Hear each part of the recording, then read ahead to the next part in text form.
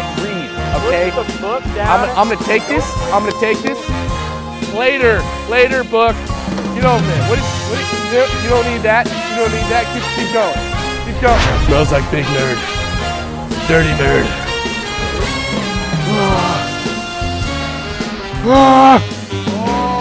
How many times are we gonna have to tell you, bro? Give it a go on the football or baseball field. I think one of the main characterizations of Stephen that we see early on is the fact that he feels alienated, whether it be from his peers, his parents, his family, what have you. He feels sort of like an outsider in whatever it is he may be doing. For instance, he'll be standing on the side of the field watching his friends play ball, and he doesn't really understand it. That's just part of who he is, and as you read further into the novel, you kind of discover that Stephen views the world differently than most. It even gets to the point where Stephen is almost forced into the group of his peers when he stands up to the priest and his friends are practically throwing him up and down on their shoulders, and he still feels disconnected. Now, while most of his friends are probably talking about all the cool things that they did at recess, like finding some cool bug under a rock or throwing a football 500 feet, Stephen's not doing that. So he's talking about like the way words sound and these really unique questions about the way that things work in the world. That can kind of get him into a little bit of trouble, and as you saw earlier, he kind of gets beat up for it. Chapter 2 begins with this life that Stephen is expected to have start to build up. So we see Stephen begin to form connections with other people. I tell you, I enjoyed myself. I mixed with fine, decent fellows, and we were all good at something. But above all else, we were gentlemen, Stephen. At least I hope we were.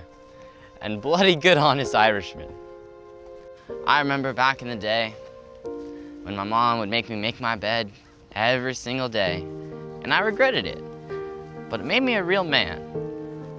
That's who I want you to associate with. Those kind of fellows with the right kidney. He listens to his father talk about legends of the past, talking about all those great experiences he had, but to Stephen, all of those seem so empty. The words sound hollow in his ears. He hears his father telling him what to be a good man and to be a good Catholic, but to Stephen, those words just go in one ear and out the other. I heard about me the constant voices of my father and his masters, urging me to be a gentleman above all things, and urging me to be a good Catholic above all things. These voices had now come to a hollow sounding in my ears. He tries to make a name for himself outside of who his father is. When Stephen wins a sum of money for a writing competition, he is instilled with this hope that he can change his unfortunate circumstances. So he starts to spend all of his money treating himself, treating his family, treating random strangers, because he's filled with the idea that he can make a difference. But soon enough his money runs out, and it reminds him that nothing in his life has changed at all, and that all of his attempts to try and make life better were completely worthless. So Stephen is left alone and completely pessimistic about his life.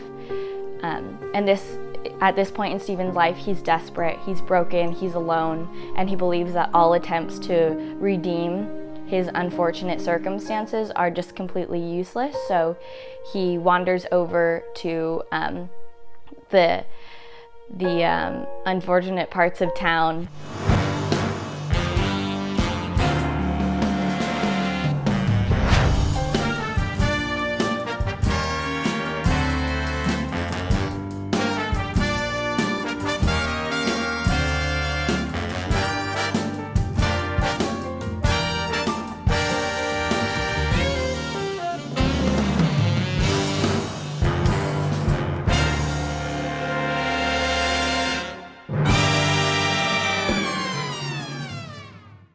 And this is Stephen's very first sexual encounter.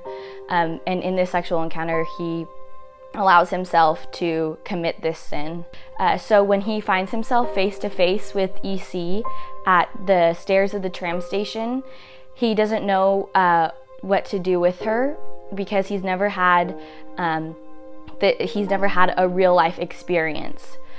He has desires to grab her and to kiss her, but he doesn't know what to do. He comes into his artistry when he starts reading the novel The Count of Monte Cristo, and this is the first time when Stephen shows an interest in literature, which is significant because up until that point all he had read was the Bible. So he begins to explore territory that he's never been experienced to. And when Stephen reads the novel, he has a very intimate connection with it. He emotionally identifies with it, and it's through this novel that Stephen allows himself to express his sexuality, which had for so long been repressed by the Catholic Church. And while reading this novel, Stephen fantasizes about the main character, the heroine, Mercedes. He has fantasies of himself chasing her through a garden, and she's this beautiful woman, and he's this man whose love she spurns. And this is this fantasy that he creates in his mind, and this is his way of allowing himself to indulge in his sexuality within the confines of his mind. And this fantasy and this indulgence was inspired by literature, which is significant because it shows Stephen's becoming into an artist. And you know, he's constantly reminded that he needs to be a good man and a good Catholic, but Stephen sees where that left his father. And if being a good man and being a good Catholic leads to alcoholism and financial struggles, then what's the point? So at this point, Stephen gives in to his sexuality and allows himself to sleep with this prostitute. He ultimately commits one of the worst sins that the Catholic Church could see. And Joyce writes that in his sexual encounter with the prostitute, he surrenders himself to her, body, mind, conscious of nothing in the world but the dark pressure of her softly parting lips. So in the beginning of chapter 3, Stephen falls completely into sin. He committed adultery, and it so much desensitizes him that he becomes a glutton and also lazy and angry. He pays no attention to the lessons in class, but instead he daydreams of rich food, prostitutes, and the nights that they're going to spend together. As he acknowledges the real magnitude and hypocrisy of his sin, he notices his certificate of prefecture on the wall, a symbol of his faith centered around the Virgin Mary. While he doesn't initially see his devotion to her in opposition to his indulgence in sin, he gets worried that the two sides of his life cannot exist together. He's faced with the choice between salvation and pleasure. Part 2 begins in the chapel, with Stephen listening quietly to a lecture from Father Arnault. When Arnault quotes Ecclesiastes, Stephen has flashbacks of his days at Clongroves, most notably the time when he was thrown into the cesspool and had to recuperate in the infirmary. His soul is described once again as becoming a child soul. Father Arnault introduces the upcoming retreat to the boys. He describes the retreat as a withdrawal for a while from the cares of our life, the cares of this work-weary world, in order to examine the state of our conscience, to reflect on the mysteries of hot religion, and to better understanding why we are here in this world. He also spoke of the things souls need to heed, four last things: death, judgment, hell, and heaven. He tells the boys to put aside all worldly thoughts with the blessings of the soul of salvation. This suggestion, combined with regret for his past sins, catalyzes Stephen's repentance process. As this chapter progresses, Stephen becomes aware of his many sins. He regrets eating good food, looks back on his sexual encounters with disgust, and even feels what he calls a death chill. He feels particularly bad about the effect his sins have had on Emma, believing his poor choices have ruined her innocence. Stephen wallows in his guilt for a while, and he eventually sees a vision of them two being joined together by the Virgin Mary, dispelling much of the despair he felt. Stephen's progress towards repentance undergoes much progress at this point. His strength and trust in the Virgin Mary and God, coupled with his disappointment in himself for his own transgression, really causes him to take religion more seriously. Father Arnault gives another sermon. This time a graphic description of hell, which is the last straw for Stephen. He's so fearful of hell and regrets his sins, and along with Father Arnold and other boys, begins to pray for forgiveness. Finally, Stephen confesses his sins to God and soon discovers that it's not enough, and he falls prey to a horrid nightmare in which there's devils encircling him. When Stephen awakes from this horrid nightmare, he finds that the world is hopeful and full of beauty. His heart is filled with love for Christ, and he prays to him and is saddened over his lost innocence. He finds the chapel and finally confesses his sins, which Father Arnold has been trying to tell the boys to do this whole time. But the next day, he is able to sit with his classmates and partake in the sacrament, which is the symbol of rebirth and renewal. Right as we start chapter 4, we can see that Stephen enters a stage of intense and excessive religious piety after confessing his sins to the priest. He prays every morning and holds his rosary in his pocket, yet he still is fearful that his acts will not be righteous in the eyes of God. He is trying to fix all the wrongs in his life with the hope of making it better by doing all these spiritual acts. And he's going through the motions, but he doesn't quite understand why he's going through them. He literally starts to deny himself of his senses, or what he likes to call is mortifying his senses. Finally, he begins to accept the fact that God loves him, and he starts seeing more beauty in the world, and he questions whether or not he really has fixed his life. In the beginning of section 2, Stephen comes back from vacation and returns to the Jesuit school. As he's talking to the director, he keeps feeling uncomfortable because the director keeps bringing up talk about a jupe, which is a skirt, and that reminds him of his past sins with all the women he's encountered, and so it makes him very uncomfortable. The director starts talking to Stephen about joining the priesthood, and initially Stephen feels very honored. He feels like all of his work that he's put into being very religious has worked. And it makes sense because he's going through this stage of religious piety, but he also feels a lot of unrest. He sees a statue of the Virgin Mary as he's walking home, and it makes him feel uncomfortable and odd, which is different than what he's normally felt. Finally, Stephen realizes he will use his life to learn wisdom and not join the priesthood. Stephen, thanks for coming today. There's something very important that I want to talk to you about. Yes, sir? Have you ever felt called or that you have a vocation? Have you ever felt deep in your soul a desire to join our order? I have sometimes thought of it, yes. It is one of the greatest honors that God could bestow on a young man like yourself. Tomorrow at Mass, I will offer up some prayers for you that God will reveal His will for you, my son. Now enrolled at the university, Stephen has become a full-fledged intellectual. Chapter 5 depicts the multiple encounters Stephen has with his fellow classmates, portraying Joyce's systematic ways for him to eliminate the obstacles to Stephen leaving Ireland to begin his new and free life. We see Stephen rejecting the claims of country, family, and church. Shown through Stephen stripping himself down layer by layer of every chain that holds him from maturing into his artistic self. It reveals his transformation into an artist as the book rambles from problem to problem in an attempt to resolve his conflicts while summarizing what Stephen has experienced thus far, until finally Stephen liberates himself as an artist living abroad, free from family, country, and religion.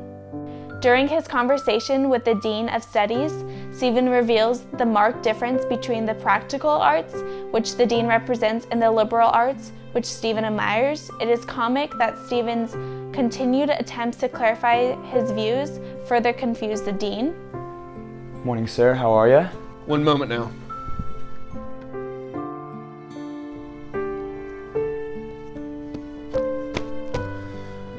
You are an artist, are you not? When will we expect to have something from you on this aesthetic idea? For me, an idea comes every once in a fortnight if I'm lucky.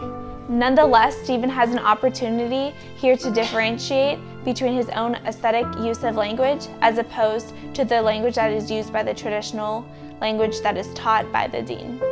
The most important classmate that we meet in this chapter is Cranley, Stephen's close friend. Cranley is described as a priest-like companion with womanish eyes. All of a sudden, a flock of sheep come out of nowhere, and I look at my pop and I say, "Pop, What are we going to do with all these sheep? They're going to get in the way of our livestock. We got to do something. This was in the middle of January. Nothing growing in Ireland. Cranley, I want to talk to you.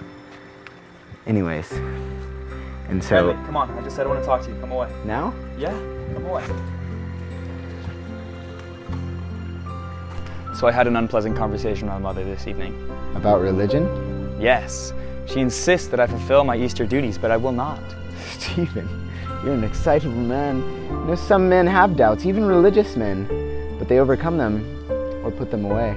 I don't wish to overcome them, but what does it offer me? An eternity of happiness in the company of the Dean of Studies? Stephen, you should do as your mother wishes. That way you can put her mind to rest. If I remember right, Pascal wouldn't even suffer his mother to kiss him. I've lost the faith, but I've not lost my self-respect. You've asked me what I will do and will not do, and I'll tell you what I'll do and I will not do. I will not serve that which I don't believe. Be it my fatherland, my church, I will try to express myself freely.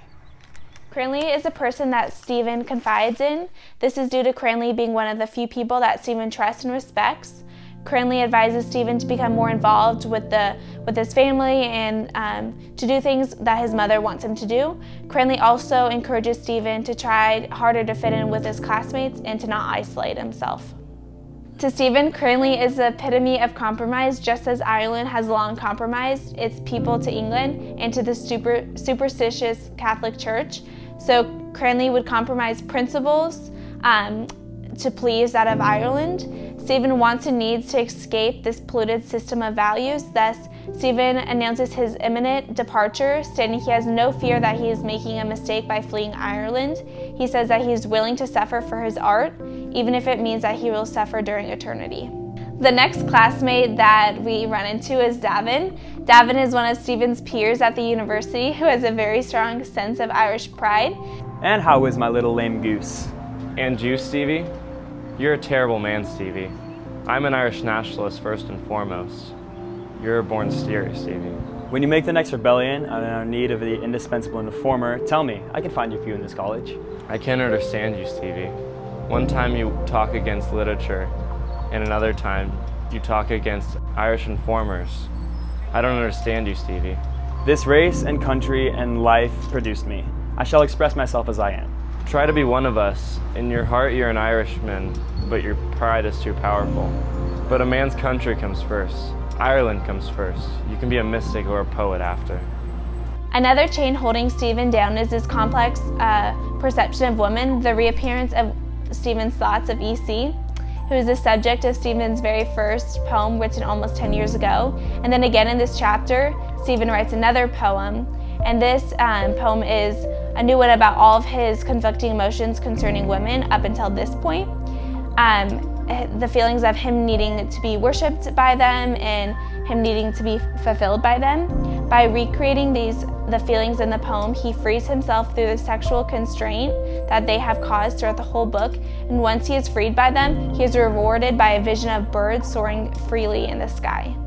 His closing line in the book is, "Welcome, O life, I go to encounter for the millionth time the reality of my experience, and to forge in the smithy of my soul the uncreated conscience of my race. Old father, old artificer, stand me now and ever in good stead." Hey, hey, teach me how to plug it, hey. They be like, "Smooth, what? Can you teach me how to Dougie?" You know why? Cause all the girls love me, hey. All I need is a beat that's super bumpin', and for you to back it up and dump it, get it. Put your arms out front, lean side to side. They gon' be on you when they see you hit that Dougie ride. Ain't nobody getting with my bro from on the side. He go by Am I doing it? Oh, I thought he was doing it. Sorry. Like who's doing it? Okay. All right. Marker. God knows that those English teachers are crazy. But Marker. App. Oh God, we gotta redo that one big time. Start over. Do I walk this way? Dumb, so I had to chew it. Got the whole world in my hands. Teach me how to duck. Everybody love me. Everybody love me. Everybody love me. You ain't messing with my Dougie. Teach me how to duck. Teach me how to duck. Teach me how to duck. Teach me how to duck. Everybody love me. Everybody love me. Everybody love me. You ain't messing with my Dougie. Taste me how to Doug. Taste me how to Doug. Taste me how to Doug. Taste me how to Doug. Everybody love me. Everybody love me. Everybody love me. You ain't messing with my Dougie.